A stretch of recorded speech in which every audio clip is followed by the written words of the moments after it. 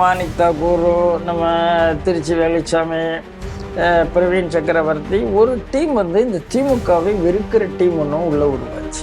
இல்லைன்னா நாங்கள் சத்ரபதி சிவாஜியை போட்டு சத்ரபதி சிவாஜி காலுக்கு கீழே மசூதிகள்லாம் இருக்கிற மாதிரி எங்களாலையும் போஸ்டர் போடுறதுக்கு ரொம்ப நேரமாகாது, நீங்கள் அனுமதிக்கிறீங்களா? பிரம்மாண்டமாக இருக்கு. அப்போ இவங்க மசூதி கட்டும் போதே எதிர்ப்பு வருகிறது. கட்டும்போது இல்லை நாங்கள் அனுமதி வாங்கிட்டோங்கிறாங்க. ஏதோ ஒரு வகையில் ஓஹோ அனுமதி வாங்கிட்டு கட்டுறாங்க அப்படிங்கிற ஒரு எண்ணிக்கையில் விட்டுறாங்க. ஆனால் அனுமதி வாங்கப்படவில்லைன்னு RTI பக்கம் தாமதமாக தெரிகிறது. ட்ரெக்கிங்லாம் என்ன பண்ணுறேன்? ஹாலிடேஸில் தானே பண்ணுறேன், சனி ஞாயிறு ட்ரெக்கிங். அதே சனி ஞாயிறு அமாவாசை பௌர்ணமி தவிர ஹாலிடேஸில் பெர்மிஷன் கூட நாங்கள் போய்க்கிறோம். பொது வெளியில் போட்டு இத்தனை பேரை போட்டு நீங்க வாங்கன்னு சொன்னீங்கனாலே நீங்க லா அண்ட் ஆர்டர் ப்ராப்ளத்தை கிரியேட் பண்ணுங்க.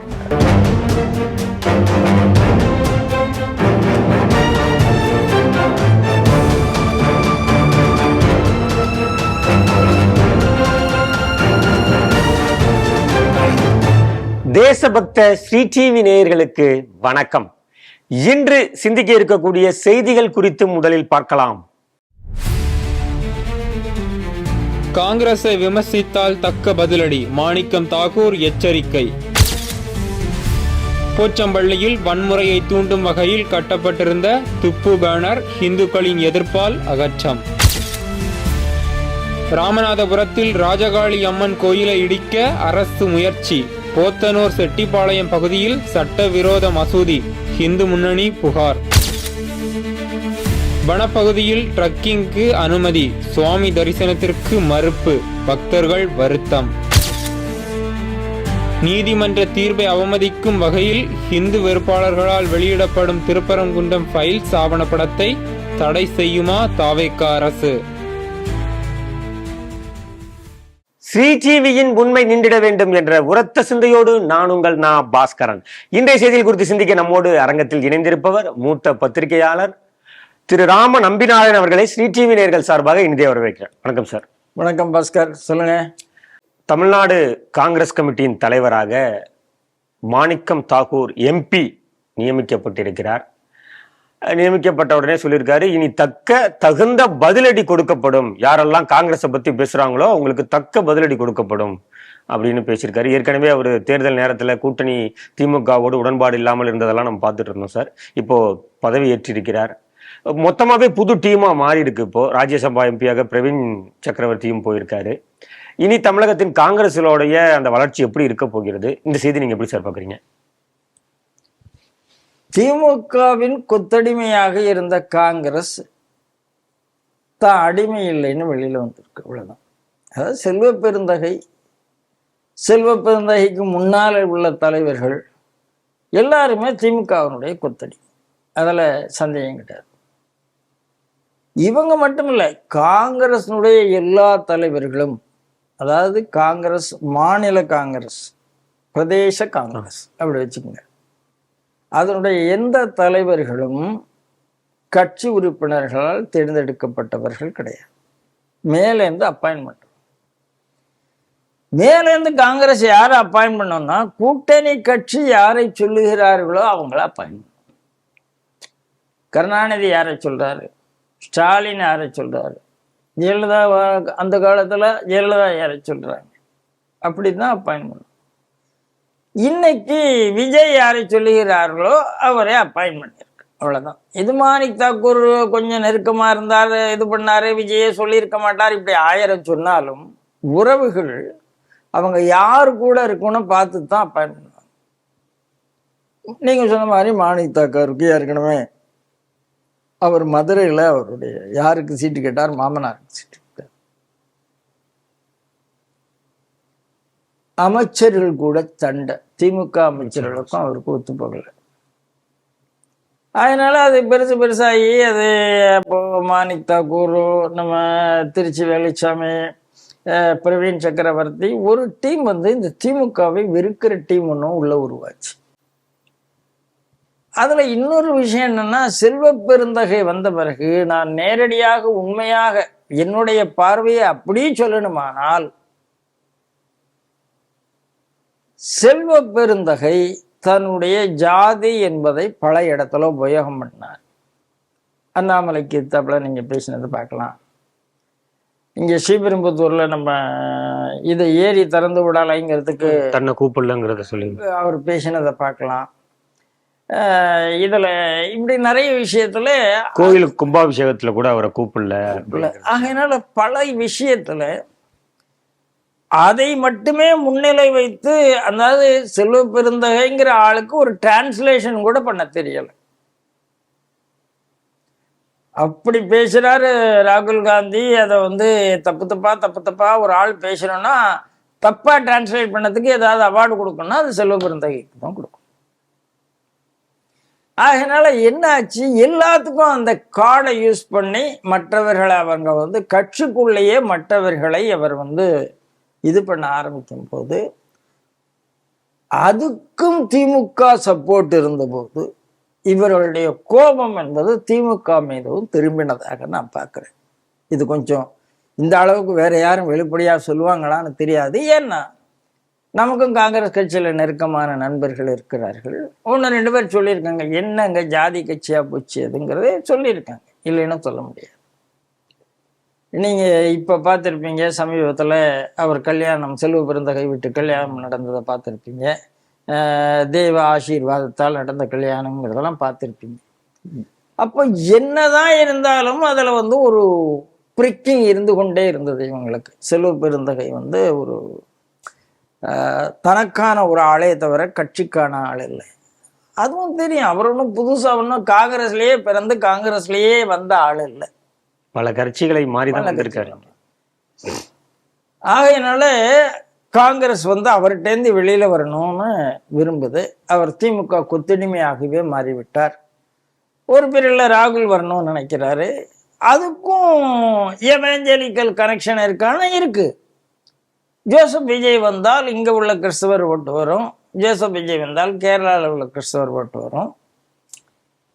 ஆகையினால எல்லாம் சேர்ந்து கிறிஸ்தவர்கள் ஜோசப் விஜய் பக்கம் போகிறார்கள். இவ்வளவுதான். இப்ப மாணிக் தாக்கூர் நேரடியா சொல்றாரு, இனிமே நான் சவால் விடுறேன், நாங்க எங்களை ஏதாவது சொன்னா நாங்க விட மாட்டோம் அப்படின்னு சொல்றாரு. நான் சொல்றேன், இது மாணிக் தாக்கூருக்கு இந்த தைரியம், இந்த தைரியமான பேச்சு எல்லாத்தையுமே நான் வரவேற்கிறேன். ஆனால் நீங்க எத்தனை வருஷமா அதே தொகுதியில இருந்து எத்தனை வருஷமா ஜெயிச்சுட்டு இருக்கீங்க? எத்தனை தடவை உங்களுக்கு திமுக உதவி பண்ணிருக்கு? உதவி பண்ணாம ஜெயிச்சிங்களா? நேற்று வரைக்கும் இதே வார்த்தையை பேசுறதுக்கு காங்கிரஸ் உங்களுக்கு எங்களை பேசினால் தாக்குவோம்னு சொன்னீங்களே. நேற்று வரைக்கும் காங்கிரஸ் உங்களை கொத்தடிமையா தானே வச்சிருந்தது. ஏன் அது வரைக்கும் அந்த தைரியம் வரல? இன்னைக்கு உங்களுக்கு சப்போர்ட்டுக்கு ஒரு விஜய்னு ஒரு கட்சி வந்துட்டு, இல்லைன்னா இவர் ஒன்றும் தைரியசாலி இல்லைன்னு கிடையாது. தைரியமா இவர் திமுக எதிர்க்கிறாருன்னு சொல்ல முடியாது. இல்ல மேலிடத்து ஹைகமாண்ட் கிட்டே இருந்தும் ஒரு ஏதோ சிக்னல் வந்திருக்குமா? 57 வருஷம் இவங்க கூடயே நம்ம டிராவல் பண்ணிட்டோம், திடீர்னு வெளில வந்த வேகத்துக்கு இந்த 57 வருஷத்துல நடந்த விஷயங்கள் எல்லாம் வெளியில சொல்லலாங்கிற தைரியத்தை மேலிடம் கொடுக்க முடியும்? கண்டிப்பா. 57 வருஷம் இல்ல, நடுவில் அவங்க பிஜேபி கூடயும் திமுக வந்தாங்க. வாஜ்பாய் பீரியட்ல நம்ம கூட இருந்தாங்க, இல்லைன்னு சொல்ல முடியாது. ஆனால் நிச்சயமா மேலிடம் கொடுத்துருக்குங்கிறது தான் சந்தேகம் கிடையாது. அதுதான் சொன்னேன், அதுக்கும் எவாஞ்சலிக்கல் கனெக்ஷன் இருக்குன்னு ஒரு வார்த்தை சொல்லிட்டேன். மேலிடம் கொடுத்துருக்கு, அதுல மாற்று கருத்து கிடையாது. ஆனால் இந்த மேலிடம் எவ்வளவு தூரம் வச்சிருக்கோங்கிறது தெரியாது. நான் திமுக காரர்களுக்கு ஒரே ஒரு கேள்விதான் கேட்கிறேன். நீங்க தமிழன் என்று சொல்லிக்கொண்டு தமிழர் நலனா சிறுபான்மை நலனா என்று வரும்போது இந்த வார்த்தை கொஞ்சம் கடுமையா இருக்கலாம். அப்ப சிறுபான்மை தமிழர் இல்லையா அப்படின்னு நீங்க ஒரு கேள்வி கேட்கிற நியாயம் எனக்கு இருக்கு. சிறுபான்மையினருக்கு தமிழ் என்பதை விட மதம் முக்கியமாக இருந்தது. அப்படிங்க அவங்க யாரும் மறுக்க முடியாது. இந்தியா முழுக்க சிறுபான்மையினர் தான் ஒன்றுன்னு இணைந்தார்களே தவிர தமிழ் கிறிஸ்தவர்கள் நாங்க மற்ற கிறிஸ்தவர்களை ஏற்றுக்கொள்ளவில்லை அப்படின்னு எந்த கிறிஸ்தவனும் சொன்னதில்லை. நாங்க தமிழ் முஸ்லிம்கள் மற்ற முஸ்லிம்களை ஏற்றுக்கொள்ளவில்லை அப்படின்னு சொன்னாங்க. ஆனா ஹிந்து மட்டும் நான் தமிழன் வேற ஹிந்து வேறன்னு சொல்லிட்டு இருக்கான். இவன் தமிழன் வேற கிறிஸ்தவன் வேறன்னு சொன்னதில்லை, தமிழன் வேற முஸ்லீம் வேறன்னு சொன்னதில்லை. அதனால சிறுபான்மையினருக்கு முதல் முன்னுரிமை தங்கள் சமூகம், தங்கள் மதம். ஆனா திமுக என்ன பண்ணுது, தமிழ் தமிழ் என்ற பெயர்ல சிறுபான்மையினருக்கு கொடுத்த முக்கியத்துவத்தை தமிழுக்கு கொடுக்கவில்லை. ஏன்னா தமிழ்ல தான் சார் அவ்வளவு இலக்கியங்கள் இருக்கு, அவ்வளவு ஆன்மீக இலக்கியம் இருக்கு, எல்லாமே இருக்கு. அதை நீங்க தூர வைத்து கொண்டு சிறுபான்மை ஓட்டுக்காக அவர்களும் தமிழர்கள் என்றெல்லாம் சொல்லி என்ன பண்ணிட்டு, இன்னைக்கு என்னுடைய கேள்வி, 60 வருஷமா இருந்த முஸ்லீம் லீக் நீங்க சிறுபான்மையினருக்கு அரணாக இருந்திருந்தால் ஏன் உங்களை விட்டு போனாங்க? நீங்க சொல்ற 57 வருஷமா இருக்கக்கூடிய ஒரு கிறிஸ்தவ கட்சி அப்படிதான் சொல்லணும். ஏன்னா அது 2004 அப்படிதான் இருந்தது. ஏன் உங்களை விட்டு போனாங்க? அப்படின்னா அவங்க நோக்கம் உங்களை மாதிரி தமிழெல்லாம் இல்லை, அவங்களுக்கு வேற நோக்கம் இருக்கு. தயவு செய்து அவர்களுக்காக தானே நீங்க திருப்பரங்குன்றத்திலே அந்த பல்ட்டி அடிச்சீங்க, இன்னைக்கு உங்களே மதிச்சுட்டு இருக்காங்க இல்லையே. அதனால திமுக ஒரு லெவலுக்கு மத்திய அரசை எதிர்க்கலாம், ஆனா அவங்க அப்பா வீட்டு சொத்தான பேசுறது, சனாதனத்தை ஒழிப்பேன்னு பேசுறது, கவர்னரை செருப்பால் அடிப்பேன்னு பேசுறது, இதையெல்லாம் திமுக அலோவ் பண்ணிட்டு. பாஜக ஏதோ காரணத்துக்காக ரிட்டர்ன் கொடுக்கல. ஏன் கொடுக்கலன்னா கொடுத்தாங்க, அண்ணாமலை நல்லாவே பதில் கொடுத்தார், இல்லை என்று யாரும் மறுக்கவே முடியாது. ஆனால் வழக்குகள் இருந்தது, அது இருந்தது, எல்லாமே இருந்தது. எல்லாருக்குமே ஒரு கோபம் கூட உண்டு பிஜேபி மேல, இன்னும் என்ன பண்ணலாமே. ஆனா அவங்க மத்திய மாநில அரசுனுடைய, ஏன்னா இவங்க ஆட்சியில இருக்கிற ஒரு அரசாங்கம் என்பதன் ஒரு காரணமாக அந்த ஆட்சியில இருக்கக்கூடிய அரசாங்கத்துக்கு கொடுக்க வேண்டிய மரியாதையை கொடுத்தார்கள். இப்ப திமுக ஆட்சியிலையும் இல்லை, இதுக்கு மரியாதை கொடுக்கணும். ஆகையினால காங்கிரஸ் தைரியமாக ஏறி அடிக்குது. வேடிக்கை என்னன்னா, ஜோசப் விஜய் ஏறி அடிக்கிறார், அப்பாவை காணும்னு சொல்றார். ரசிக்க வேண்டிய நேரம், ஆனாலும் வேற வழி இல்லை. அரசியல் நாகரிகம்ங்கிறதுனால பாரதிய ஜனதா கட்சியை கொஞ்சம் அரசியல் நாகரிக இருங்கன்னு சொல்ல வேண்டிய அவசியம் வருது. ஏன்னா ரூலிங் பார்ட்டி அது. இதுதாங்க வேடிக்கை. இதுதான் பிஜேபிக்கும் காங்கிரஸுக்கும் உள்ள வித்தியாசம். பிஜேபி நீங்க வேண்டிய கட்சி வேண்டாத கட்சி என்று இருந்தாலும் உங்களுடைய அரசியல் நாகரிகம் பார்க்கும். காங்கிரஸ் நீங்க வேண்டாம் சொல்லிட்டா, நீங்க திமுக அரசியல் நாகரிகம் பார்க்காத கட்சி. என்னுடைய தனிப்பட்ட விருப்பத்தை நீங்க கேட்டீங்கன்னா, அரசியல் நாகரிகம் பார்க்காத காங்கிரஸ் திமுகவுக்கு அரசியல் நாகரிகம் எதிரி பார்க்க வேண்டிய அவசியம் இல்லை என்பதுதான். இல்ல இது அப்படி சொல்லும் போது காங்கிரஸோட நின்றுடுமா? அடுத்தடுத்த கட்சிகள் வெளியில வர ஆரம்பிச்சிருக்காங்க. அவர்களுக்கு இன்னைக்கு திரும்ப பேசியிருக்காருல்ல, முந்தானத்து அப்பா பேசுறார். அப்பா 6 மாசத்துல கவுந்துரும், ரெடியா இருங்க. 6 மாசம் இல்ல, நாளைக்கே கவுந்துரும், ரெடியா இருங்க. அது கொஞ்சம் டப்பா கலந்து போச்சுன்னு வச்சுக்கோங்க. நான் தான் முதலமைச்சர்னு பேசுறாரு. பாவம், எனக்கு என்னன்னா, இதே அவர் அப்படி பேசினா பரவாயில்ல. சேகர் பாபு நேற்று போராட்டத்துல மாண்புமிகு முதல்வர் சொல்றதுக்கு நாங்கள் கேட்க தயாரா இருக்கோங்கிறார். முதல்வர் ஜோசப் விஜய்ங்கிறது சேகர் பாபுக்கும் மறந்து போச்சு. எனக்கு பயம் என்னன்னா, இந்த திமுக காரங்கள்லாம் இப்படி பேசுறதெல்லாம் பார்த்து கீழ்ப்பாக்கத்துல அனுப்பினா கீழ்ப்பாக்கத்துல இடம் இல்லாம போயிருமான்னு பயமா இருக்கு. அது ஒரு பக்கம் இருக்கட்டும். இப்போ அப்பா பேசுறாரு முந்தா நாள், என்ன ஒரு கல்யாணத்துல 6 மாசத்துல தேர்தல் வரும், 5 வருஷத்துல இந்த ஆட்சி நிலைக்காது. இன்னைக்கு திருமாவளவன் சொல்றாரு 5 வருஷம் இந்த ஆட்சி நடக்கும், நாங்க தான் முழுசா நாங்க இவரை சப்போர்ட் பண்ணுவோம். அது அடுத்த ஒரு கிராக் பார்த்துக்குங்க. எப்படி சொல்லணும்னா, நான் டெல்லியில போனா எல்லாரும் என்னை கிங் மேக்கர்னு சொல்லுகிறார்கள் அப்படின்னு ஒரு அறிக்கை முதல் நாள். 2ஆம் நாள் கொடுத்தா திமுக கூட்டணியிலும் இழிவுபடுத்துகிறார்கள், தாவேகா கூட்டணியிலும் இழிவுபடுத்துகிறார்கள். ஏன்னா நீ தானடா கிங் மேக்கர்ன்னு நேற்று சொன்ன, இன்னைக்கு எப்படா இழிவுபடுத்திட்டாங்க? அதாவது அந்த கூட்டணியில ஏகப்பட்ட கீழ்ப்பாக்கங்கள் வந்து கொண்டு இருக்கிறது தாவேகா கூட்டணியில. அது விஜய் பார்த்து பேர், அதெல்லாம் அதை பத்தி நாம கவலைப்பட வேண்டிய அவசியம் இல்லை. இன்னைக்கு நேற்று வரை நீங்க நல்லா புரிஞ்சுங்க, இந்த மதம் மாறின ஒரு ஆள் இருப்பார்ல, ஹிந்துலேருந்து ஒருத்தர் மதம் மாறினார், கிறிஸ்தவராக போனார். ஒரிஜினல் கிறிஸ்தவனோட அதிகம் இந்து எதிர்ப்பு கத்தரவன் யாரா இருப்பான்? அந்த பாதியில கன்வெர்ட் ஆனவன். மதமானிப்புறம் முஸ்லீம் இருக்கிறார். ஒரிஜினல் முஸ்லீமை விட அதிகமா தாக்குறவன் யார் இருப்பா? பாதியில் கன்வெர்ட் ஆனவன். அப்படிதான் இப்ப உயித லீடர்ஸுக்கும் சிலர் போயிருக்காங்க. ஏன்னா கண்ணா பண்ணான்னு நாகரிகம் எல்லாம் பேசுறாங்க. அதே மாதிரி திமுகலேருந்து திடீர்னு கன்வெர்ட் ஆகி அங்கே போனதுனால என்னனாலும் பேசலான்னு பேச ஆரம்பிச்சிருக்கேன். நேற்று வரைக்கும் ஒன்றா தானே இருந்தீங்க, அதுக்குள்ளே என்ன ஆகிப்போச்சு உங்களுக்கு? அந்த மாதிரி எல்லாத்தையும் பண்ணிட்டு திடீர்னு இப்படி பண்ணீங்கன்னு. அதனால இதில் நமக்கு கருத்து என்பது, இந்த சண்டையை வேடிக்கை பார்க்கறதுக்கு சமுதாயம் தயாராக இருக்கிறது. நல்லா போடுங்கப்பா, அந்த இதில் இருக்குல்ல 23ஆம் புலிகேசியில் சொல்லுவாங்கல்ல, பெருசாக ஒரு ஸ்டேடியம் கட்டி இவங்களை சண்டை போட விடணும், ரசிக்கலாம் பார்ப்போம். கிருஷ்ணகிரி மாவட்டம் போச்சம்பள்ளியில ஒரு பெரிய கட் அவுட் வச்சிருக்காங்க சார். எதுக்கு வச்சது அப்படின்னு பார்க்கும்போது, அது முகரத்துக்காக வைக்கப்பட்ட ஒரு பேனர். அந்த பேனர்ல வந்து திப்பு சுல்தான் இருக்காரு, அவருடைய பாதத்துல வந்து இந்து கோவில்கள் இருக்கிறது, அதன் மேல அவர் பாதத்தை வச்சு நிக்கிற மாதிரி ஒரு போஸ்டர் இருக்கு. அது சமூக வலைதளத்துல ரொம்ப வைரல் ஆயிட்டு இருக்கு. அதை பார்த்துட்டு அங்க இருக்கக்கூடிய சொரணையுள்ள இந்துக்கள் அதை பேனர் கிழிக்கிறதையும் அந்த வீடியோவும் வைரல் ஆயிட்டு இருக்கு. இந்த மாதம் தான் வந்திருக்கு, கிடையாது ஜூன் 16 வந்ததுன்னு நினைக்கிறேன் முகரம். இப்ப வைக்க ஒரு 15 நாளைக்குள்ள வைக்க இந்த கட் அவுட் தான் போல இருக்குது. சில மானமுள்ள ஹிந்துக்கள் அதை கிழிச்சு எரிஞ்சிருக்காங்க. இந்த செய்தி நீங்க எப்படி சார் பாக்குறீங்க? பாஸ்கர், அந்த போஸ்ட் நானும் பார்த்தேன். மொஹராமுக்கு நீங்க மொஹரம் பத்தி தான் அடிக்கணும், அதுக்கும் திப்பு சுல்தானுக்கு என்ன சம்பந்தம் இருக்கு? மொஹரம் ஒரு இஸ்லாமிய பண்டிகை என்றால் இஸ்லாமிய பண்டிகைக்கு மொஹரம் வாழ்த்துக்கள்னு சொல்லலாம். முகமது நபியுடைய 2 வாசகங்களை போடலாம், இல்லை பண்டிகை ஏன் என்பதை பற்றி போடலாம். எத்தனையோ வாசல் இருக்குது. 4 பள்ளிவாசல் படத்தில் நீங்கள் முகமது நபி படம் போடக்கூடாதுன்னா 4 பள்ளிவாசல் படத்தை போடலாம். திப்பு சுல்தான் படத்தை போட வேண்டிய அவசியம் என்ன மொஹரமுக்கு? இதுதான் என்னுடைய முதல் கேள்வி. அங்கேயே மதவெறியை தூண்டுகிறீர்கள். 2வது என்ன பண்ணிருக்கீங்க, அந்த திப்பு சுல்தான் அப்படி குதிரையில் இருக்காரு, கீழே காலுக்கடையில் இந்து கோயில்கள் இந்து சின்னங்கள் எல்லாம் வச்சிருக்கிறீங்க.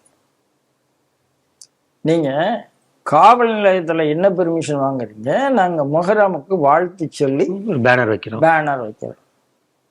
மொஹரம் வாழ்த்து சொல்லி பேனர் வைக்கிறேன், என்ன எழுத போறேன்னா காவல் நிலையத்துல கேட்கப்படுறது, அனுமதி கொடுக்குறாரு.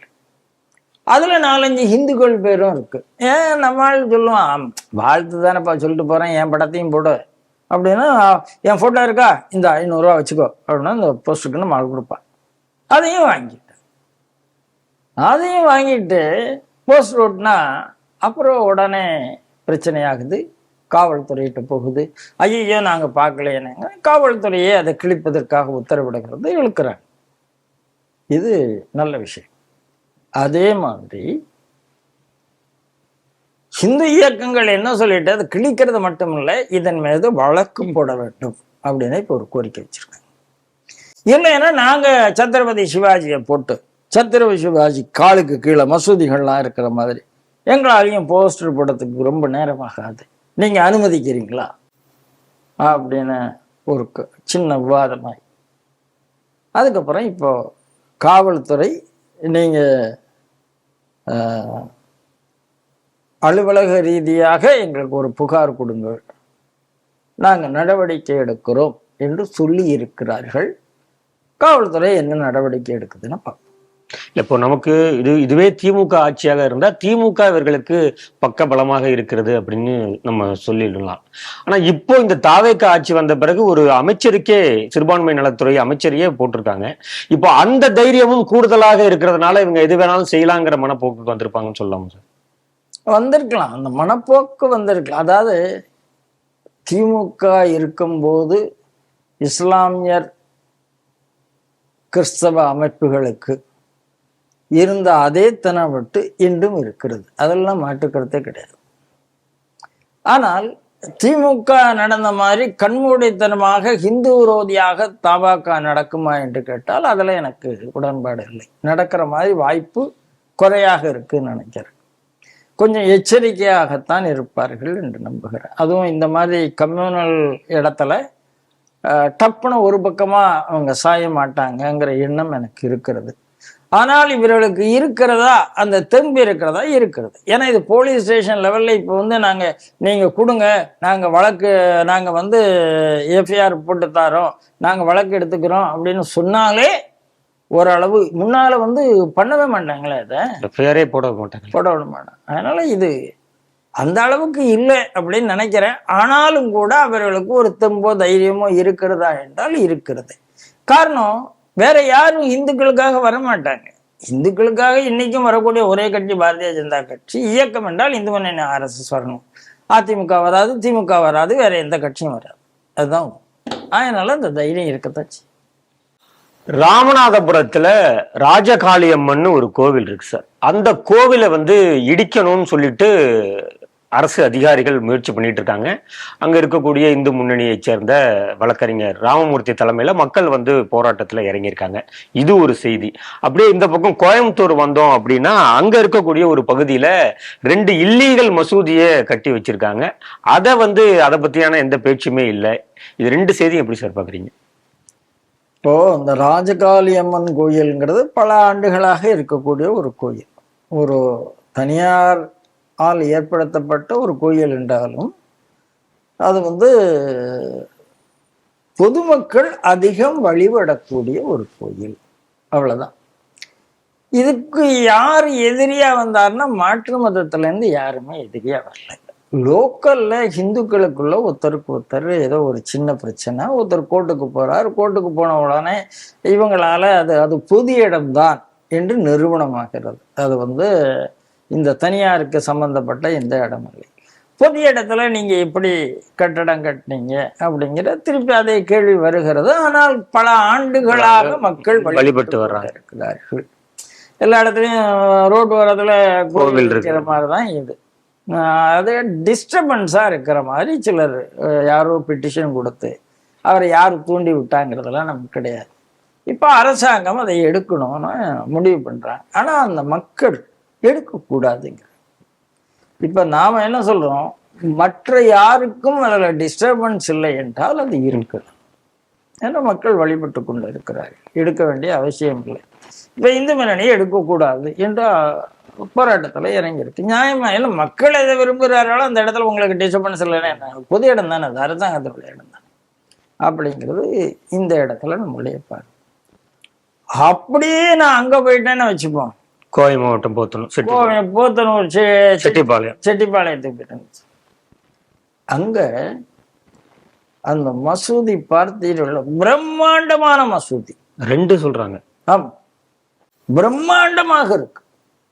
அப்ப இவங்க மசூதி கட்டும் போதே எதிர்ப்பு வருகிறது. கட்டும் போதே இல்ல நாங்க அனுமதி வாங்கிட்டோங்கிறாங்க. ஏதோ ஒரு வகையில ஓஹோ அனுமதி வாங்கிட்டு கட்டுறாங்க அப்படிங்கிற ஒரு எண்ணிக்கையில விட்டுறாங்க. ஆனால் அனுமதி வாங்கப்படவில்லைன்னு RTI படம் தாமதமாக தெரிகிறது. பிரம்மாண்டமா வளர்ந்தாச்சு. இப்ப இடிக்கணும், இடித்தாகணும் 2 மசூதி.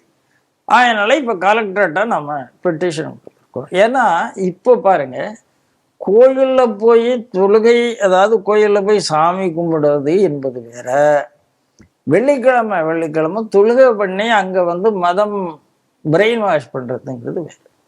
2 ஒண்ணு கிடையாது. கோயிலும் ஒரு மசூதியும் ஒண்ணு கிடையாது, கோயிலும் ஒரு சர்ச்சும் ஒண்ணு கிடையாது. ஏனென்றால் இங்கெல்லாம் மக்கள் வருவாங்க, சாமி கும்பிடுவாங்க, போவாங்க. ஆனால் அங்க சமுதாயம் இருந்து ஒருத்தர் பேசுவார், ஒரு பாதிரி பேசுவார், ஒரு மௌலி பேசுவார். இதெல்லாம் சமுதாயத்துல ஒரு இது வரும், ஒரு அண்ட்ரஸ்ட் உருவாக்குவார்கள். இல்லாத இடத்துல நீங்க கூடுதலுக்கு ஒரு இடம் கொடுக்குறீங்க. இந்த ஒரு உண்மை அங்க இருக்கிறது. அதனால அந்த மசூதி அந்த இடத்தில் 2 பிரம்மாண்டமா வந்திருக்கு. பிரம்மாண்டம் 2 இல்லீகல். யாரோ தனியார் எதிர்ப்பு கொடுக்கல. நீங்க இப்ப ராமநாதபுரம் கேஸ்ல, காளியம்மன் கோயில் கேஸ்ல நான் சொன்னேன், ஒரு தனியார் அந்த கோயிலுக்கு எதிராக, அதான் அவர் எனக்கு டிஸ்டர்பன்ஸ்னு கொடுக்குறாரு. எனக்கு இவங்க கண்ணா பின்னான மைக்காளரை விடுறாங்க, அது வளர விடுறாங்கன்னு கொடுக்குறாரு. அதை அவங்க பேசி தீர்ந்திருந்திருக்கலாம். ஆனா இங்க அப்படி கிடையாது. ஒட்டுமொத்த இந்து சமுதாயம் அந்த இடத்துல மசூதி வரக்கூடாது என்று சொல்கிறது. யார் சொல்றதா? அரசாங்கம் கேட்கணும். இந்து சமுதாயம் சொல்றதா? ஏன்னா அது இல்லீகல். அதைத்தான் நாம நினைக்கிறோம். அங்க உள்ள இந்து இயக்கங்கள் போராடி கொண்டு இருக்கிறது. அவர்களுக்கு வெற்றி கிடைக்கும் அப்படின்னு நான் நம்புறேன். ஏன்னா போராட்டம் வலுவாகும் போது வெற்றி கிடைக்கும். ஆனா அந்த மசூதியை பார்த்தா அவ்வளவு பிரம்மாண்டமா இருக்கு. அரசு எப்படி அந்த சட்டம் ஒழுங்கை கையாள போகிறது என்பது ஒரு கேள்விக்குறியாக இருக்கிறது. பார்க்கலாம். விருதுநகர் மாவட்டம் சுந்தரமகாலிங்க சுவாமி, இந்த சதுரகிரி மலையில பல வருடங்களுக்கு முன்னாடி ஏற்பட்ட அந்த இயற்கை சீற்றத்தால எல்லா தினமும் சென்று வழிபடுவது என்பதை வனத்துறை வந்து அதை கண்ட்ரோல் பண்ணிட்டாங்க. அதை பண்ண முடியாது. அமாவாசை பௌர்ணமி அன்னைக்கு மட்டும்தான் போகலாம். என்ன நடக்குதுன்னா, பக்தர்கள் டெய்லி போய் சுவாமியை பார்க்க முடியல. ஆனா சனி ஞாயிறு இது போன்ற விடுமுறை தினங்கள்ல வனத்துறை ட்ரெக்கிங் கூட்டிட்டு போறாங்க அப்படிங்கிற ஒரு கம்ப்ளைண்ட் வந்திருக்கு. ஆனா எங்களுக்கு வழிபாடு செய்வதற்கு இவர்கள் வந்து எங்களுக்கு அனுமதி கொடுக்க மாட்டேங்கிறாங்க அப்படின்னு பக்தர்கள் குமுறுறாங்க. இதுக்கு ஒரு வழிவகை செய்து கொடுக்கணும் அப்படிங்கிற மாதிரி பத்திரிகை செய்தி வந்திருக்கு சார். இதை எப்படி பாக்குறீங்க? இதுவும் திமுக ஆட்சியில நடந்த அனுமதி. திமுக ஆட்சியில ஹிந்து வழிபாடுகளை எப்படியெல்லாம் தடை செய்ய வேண்டுமோ அப்படியெல்லாம் தடை செய்தார்கள். காடுகளுக்குள்ள ஒரு கோயில் இருக்கு, மக்கள் போனா உடனே வனத்துறை சட்டம் வந்து, இந்த வனத்துறை சட்டம் வந்து எத்தனையோ அயோக்கியத்தனங்கள் நடந்திருக்கு. அதுக்கு ஒரு என்ட்ரி ஃபீ வேற போட்டுருவாங்க. என்ட்ரி ஃபீ போடுவாங்க.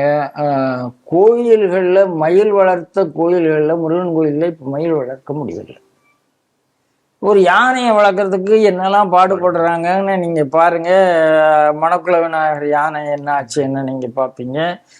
ஸ்ரீவில்லிபுத்தூர் யானையை டார்கெட் பண்ணாங்களான்னா டார்கெட் பண்ணாங்க. இந்த வேலையெல்லாம் இவங்க பண்ணுவாங்க.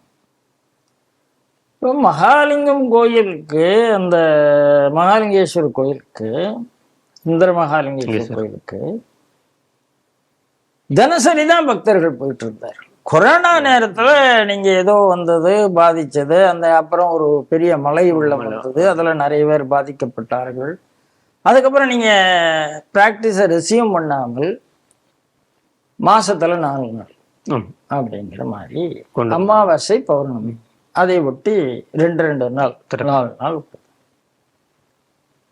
இதேதான் திருக்குறங்குடியில திருமலை நம்பி கோயில் இருக்கு, கீழே நம்பி கோயில் இருக்கு, மேல திருமலை நம்பி கோயில். ரெகுலரா போயிட்டு இருந்தாங்க. இப்ப போக முடியாது. அவங்க என்ன எப்ப சொல்றாங்களோ அப்பதான் போக முடியும். அந்த மாதிரி ஒரு நிலைமை வந்து சமைக்க முடியாது. அங்கே முன்னால வந்து சமையலுக்கு அனுமதி இருந்தது. இங்கே காலையில ஏதாவது பண்ணணும்னு நினைச்சா இங்கேருந்து ஷட்டில தூக்கிட்டு, அவ்வளவு பெரிய மழை 1 மணி நேரத்துக்கு தூக்கிட்டு ஏறுறாங்க, 1.5 மணி நேரத்துக்கு. அநியாயம் இருக்கு. கேட்டா எந்தெந்த பகுதியெல்லாம் காடுகளுக்குள்ள இருக்கோ அந்த பகுதிகளெல்லாம் இப்படி திமுக அரசு நிறுத்தி இருக்கிறது. புதிய அரசாங்கம் வந்திருக்கிறது.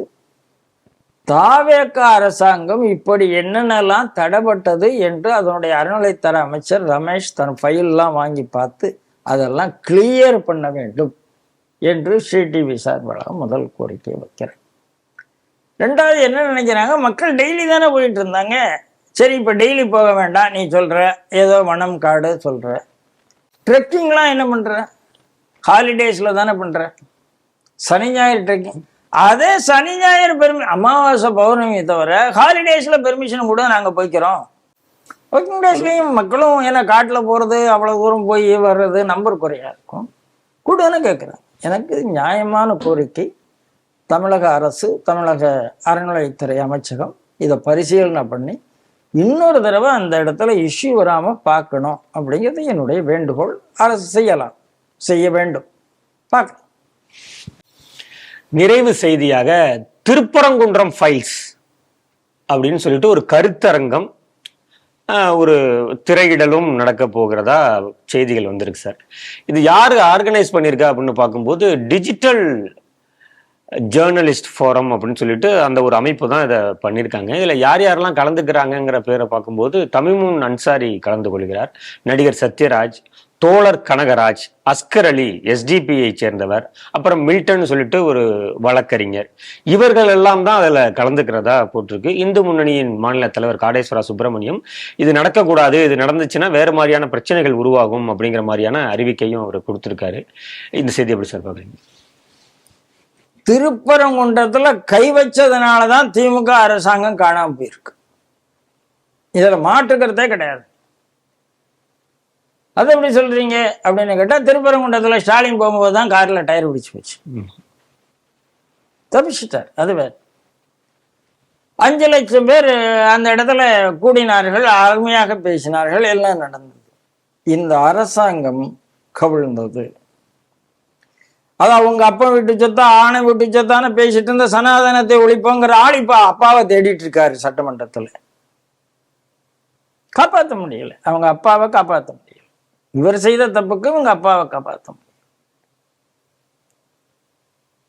இன்னைக்கு இருக்கிற அந்த தொகுதியினுடைய அமைச்சர் ஏதோ பைத்தியக்காரத்தனமாக பேசுகிறார். அரசாங்கம் நான் சுப்ரீம் கோர்ட்டு போறேன்னு சொல்றேன். அரசாங்கம் போயாச்சு இல்லை, அரசாங்கம் உச்ச நீதிமன்றத்தை நாடி விட்டது. ஏன் இந்த வாழலாம் ஆடணும்? ஆட வேண்டிய அவசியம் இல்லையே. சரி, திருப்பரங்குன்றத்தில் பற்றி நீங்கள் ஒரு டாக்குமெண்ட்ரி ஃபைல் போடுறீங்க, ஒரு திரைப்படம் வெளியிடுகிறீர்கள், எனக்கு ஆட்சேபனை இல்லையே. நீங்கள் போடுங்க, ப்ரீவியூ தேட்டரில் உங்களுக்கு மேலே உங்களுக்கு ஃபோன் பண்ணுங்க, இன்விடேஷன் கொடுங்க, ஒரு பொது வழியில் போடாமல் அனுப்புங்க. பொது வெளியில் போட்டு இத்தனை பேரை போட்டு நீங்க வாங்கன்னு சொன்னீங்கனாலே நீங்க லா அண்ட் ஆர்டர் ப்ராப்ளத்தை கிரியேட் பண்றீங்க.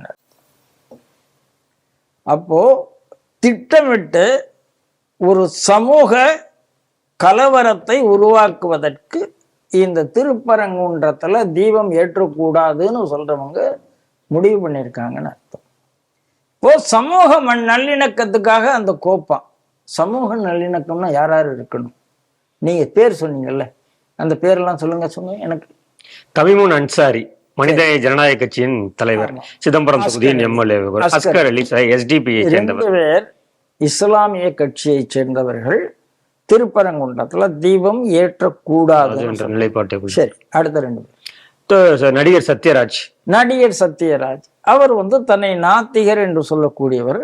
அவருடைய மகள் கிறிஸ்தவ திவ்யாங்கிறதோ, அவருடைய மகள் இப்போ தன்னை கிறிஸ்தவர் என்று சொல்லிக்கொண்ட ஒரு ஆள். அடுத்தது கருணாஸ் கிறிஸ்தவர். முழு குடும்பமே கிறிஸ்தவ குடும்பம். அந்த குடும்பம் கிறிஸ்தவ குடும்பம். ஆனா தன்னை ஜாதியில மறவர் என்று ஊர்ல ஏமாத்துற ஒரு ஏமாற்று பேர் வழி. தன்னுடைய ஹிந்து இல்லாத ஒருத்தர் எப்படி மறவரா இருக்க முடியும்? மறவர்னு சொல்லும் போது ஒரு ஆண்மை வர வேண்டும், ஒரு அப்படி முருகனுடைய அருள் வர வேண்டும். அங்க போய் கிறிஸ்தியனை மண்டிட்டு எப்படி மறவரா இருக்க முடியும்? இது ஒரு ஏமாத்து பேர் வழி. இந்த 2. அடுத்தது ஜெரால்டு, இவர் தோழர் கனகராஜ். தோழர் கனகராஜ். இன்னொரு மில்டன் இருக்காரு.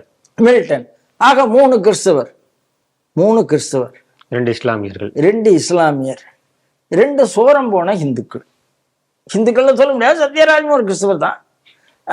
ஆகையினால என்னுடைய பார்வையில் இந்த 7 பேர்ல ஒருத்தர் கூட தீபம் ஏத்தணும்னு சொல்றவங்க அங்க இல்லை. இது பேர் இப்படி சமூக நல்லிணக்கம்? நீங்க எந்த சமுதாயத்தை ரெப்ரசன்ட் பண்றீங்க சொல்லுங்க, எனக்கு புரியல. நீங்க இஸ்லாமிய பிரதிநிதிகள் கிடையாது, நீங்க கிறிஸ்தவ பிரதிநிதி.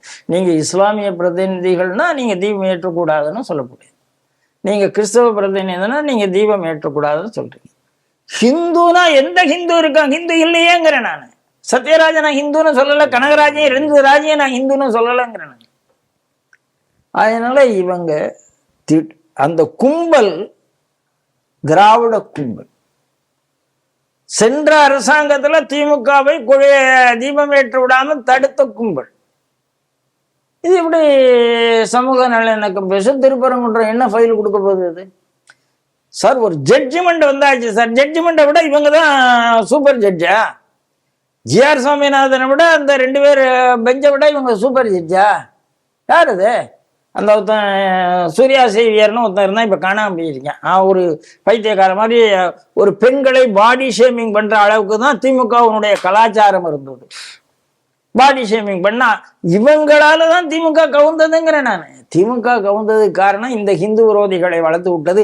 தானே ஹிந்து விரோதியாக மாறி, ஹிந்து துரோகியாக மாறி, நான் ஒழிப்பேன் பேசி மேலே இருக்கிறவங்களெல்லாம் பார்த்து ரொம்ப மட்டமா பேசி, மம்மி டம்மி ஊர்கா மாமின்னு பேசி, அதாவது பதவியில வந்த 5 வருஷத்துல அவ்வளவு அநியாயம் பேசினார். அவனெல்லாம் இறக்கமே காட்டக்கூடாது. இன்னைக்கு அப்பாவை விஜய் தேடுறாருன்னு அவனை வரவேற்கணும். ஐயோ விஜய் நீங்க நாகரீகமா நடந்து கொள்ளுங்கன்னு சொல்லக்கூடாது. இதுதான் என்னுடைய கருத்து. ஏன் சொல்லணும்? அவங்க என்ன நாகரீகமா நடந்துட்டாங்க? சார், கவர்னரை செருப்பால அடிப்பேன்னு ஒரு திமுக காரன் சொல்றான், உதயநிதி சொல்றான். பிரைம் மினிஸ்டர் கொலை பண்ணுவோம்னா அன்பரசு சொல்றாரு. ஃபினான்ஸ் மினிஸ்டர் நிம்மி மம்மின்னு ஒருத்தர் பேசுறாரு. இவங்ககிட்ட என்ன நாம என்ன பாரதிய ஜனதா கட்சி இவர்கிட்ட ஏன் நாகரீகத்தை காமிக்கணும்? எனக்கு புரியல. காமிக்க கூடாது என்பது என்னுடைய பார்வை. திமுகவுக்கு நாகரீகம் காமிக்க கூடாது. நாகரீகமா நடந்துகிட்டவங்கிட்ட நாகரீகமா நாம இருக்கணும்.